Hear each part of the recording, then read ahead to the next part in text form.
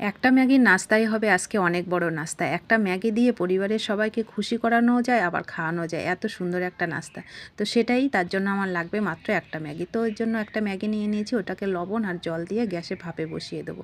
তো গ্যাসে ভাপে বসিয়ে দিয়ে একটা ব্যাটার রেডি করে নেবো। তার জন্য হাফ বাটি বেসন নিয়েছি, হাফ বাটি ময়দা নিয়েছি, একটু লবণ দিয়ে শুকনো উপকরণগুলো সুন্দর করে মেখে একটু জল দিয়ে পাতলা করে একটা ব্যাটার রেডি করে নেবো। ব্যাটারটা রেডি হয়ে গেলে এর মধ্যে একটু হলুদ দেবো, ম্যাগি মশলাটা দেবো, কাঁচা পাকা লঙ্কা কুচি, টমেটো কুচি, ধনেপাতা কুচি দিয়ে আর ম্যাগিটাকে জল ঝরিয়ে ওর মধ্যে দিয়ে দেবো। দিয়ে ভালো করে মেখে নেব।